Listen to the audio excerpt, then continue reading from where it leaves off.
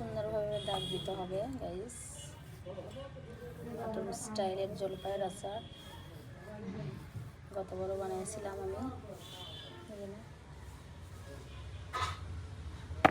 এটা বড় কষ্ট আর জলপাই দাউদে দাউদে।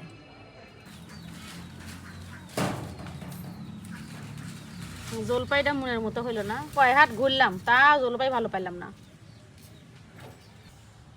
আচারের মশলা হাতে বানাবো।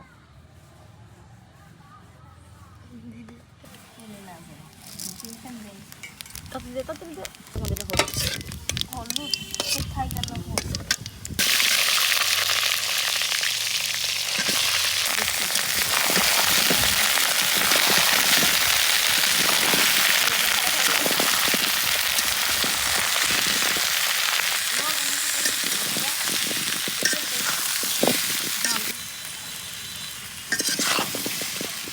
ভাইরাল আচার গতবার থেকে বানাচ্ছি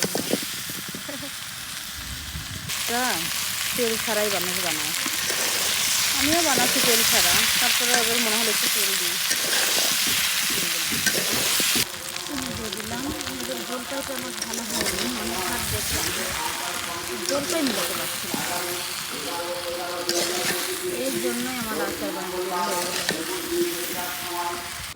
যা হাতের সুন্দর মশলা বানানো হয়েছে রেডি।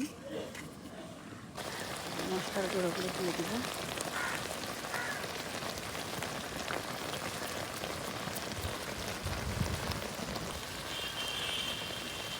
জলপাইয়ের আচার শেষ বানানো হয়ে গেছে। এটা হচ্ছে ভাইরাল আচার।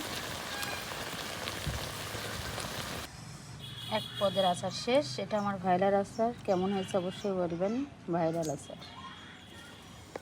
এটা আরেক রকমের আচার হবে গাইস। জলপাইয়েরই একটা আরেক রকমের আচার, এটা আমি নিজেই বানাই, আমার খুব ভালো। এই আচারে রসুন বেশি করে দিতে হয়। এটা জলপাইয়ের আচার কাটা কাটা কাটা করে বানাবো। দেখুন আপনারা আমার পাশে থাকবেন। জলপাইগুলো তো নরম হয়ে গেছে,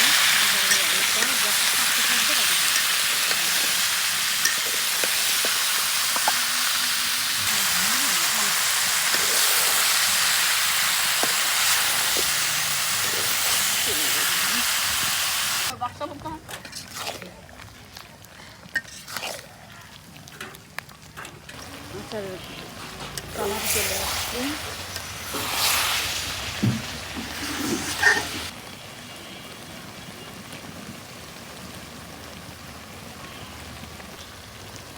আচারের মেন স্বাদ বাড়াই হচ্ছে মশলা। আমার আচার বানানো হয়ে গেছে, অবশ্যই বলবেন আমার আচার কেমন হয়েছে। আর অবশ্যই বলবেন আমার আচারটা কেমন হয়েছে।